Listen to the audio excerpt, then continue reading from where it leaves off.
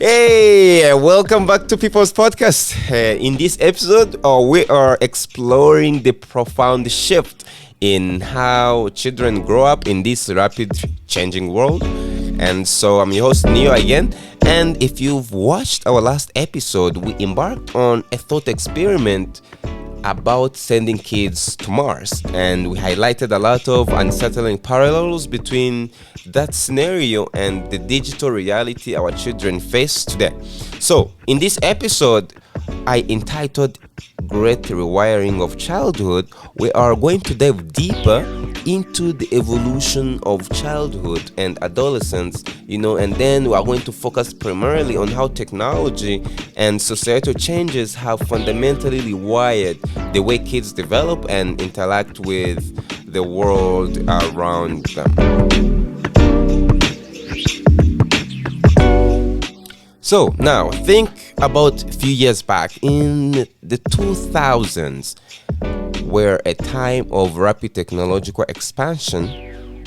There was a lot of broadband internet, the arrival of the iPhone in 2007, and the advent of hyper-virtualized social media set a stage for what I would call great rewiring.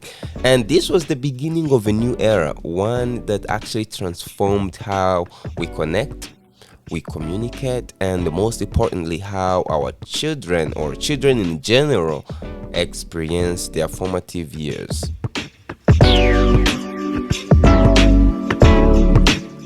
So one of the key moments in this shift was in 2009 when there was introduction of the retweet and share buttons on different social medias. And these were simple features that radically changed, the social dynamics of the online world. If you remember well, before 2009, social media was a way to stay in touch with family and friends. But with the addition of instant feedback mechanisms, the online world became, a stage for constant social performance. The stakes were raised, the pressure to maintain online presence grew exponentially. Most of us, we use social media, so we understand that. And if you do more research, you will learn that this transformation hit girls particularly very hard. And there was the introduction of front-facing cameras back in 2010. And if you remember, 2012, that's when Facebook acquired Instagram. And this brought about culture shift. And the number of adolescents posting images and videos of themselves went up. It skyrocketed. And actually, if you remember well, these weren't actually just photos. They were very carefully curated. They were edited for and shared for all of us to see and judge. And this was the birth of a new kind of social pressure, where the value of your life was measured in likes and comments. So Gen Z, it was the first generation to grow up with smartphones, and it became the test subject for this radical new way of living. Now imagine going through puberty with a portal in your pocket that pulls you away from a real world into the digital one. This digital could be exciting, could be addictive, but it's also unstable, and as well, we will explore moving forward, it's unsuitable for children and adolescents. So the stakes of social acceptance, which have always been high during adolescence, it was now tied to an online brand. That brand that had to be managed constantly, lest you fall victim to the nightmare of online shaming.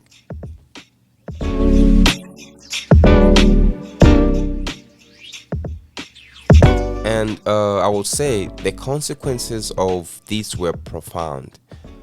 Gen Z teens, they began spending a lot of hours each day scrolling through the polished, happy lives of others, friends, acquaintances, or even, influencers they've never met. And the algorithms behind social media were designed to keep them online as long as possible, feeding them, endless stream of content And this came at a cost, as they spent more time in this virtual world, they spent less time engaging in the physical face-to-face interactions are so important for a healthy development. So this was definitely a big shift in how children are growing up today. And so the shift from play-based childhood, that is rich in physical interaction and free play, to a phone-based childhood, it that was dominated by screens, virtual connections. It represents what we're calling great rewiring, because if our children are growing up on Mars, it's the same analogy. This means they're disconnected from the real world. Their real world experiences, and they have shaped human development for a lot of years. This is the type of interactions, physical interaction, that has changed a lot of people. And so, but I want to say the great rewiring, it's not just about technology. There is a lot of story here, it's a well-intentioned, but ultimately this is a harmful shift in how, sometimes parents parent. And if you remember, in 1980s, the free play began to decline because parents, they had a lot of fear of kidnappers, a lot of sex offenders, and they became more protective, which is they were restricting their children, from a lot of outdoor activities. And at the same time, during those years, personal computers, they became more prevalent, which offered a lot of convenience, a convenient or isolating alternative to outdoor play. So this is something that has been going on for quite some time, and you can see the trend. And the research says by the late 1980s, there is a transition from play-based childhood to a phone-based one. And this is a transition that wasn't complete until the 2010s, when most adolescents, they had their own smartphones. And this shift has had a profound implication for how children and adolescents grow, learn, and interact with the world around them.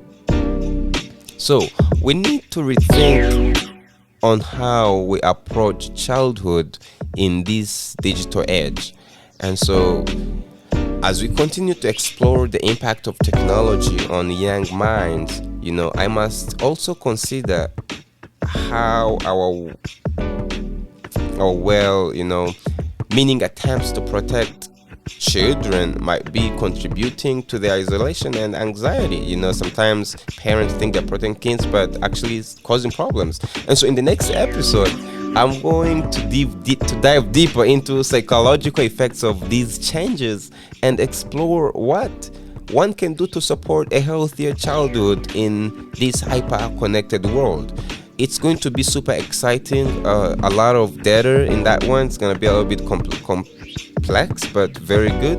And so I want to thank you again for joining me on this journey through the rewiring of childhood. It's a very great episode that I'm inspired by the book Anxious Generation, and I would love to hear your thought and how technology has impacted children in your life, or you as a person, because you are part of Gen Z, and how we can strike a balance between protection and autonomy in this new digital landscape. So I want you to share your ideas, stories, and comments, and don't forget to subscribe for more episodes as we continue to explore these crucial issues.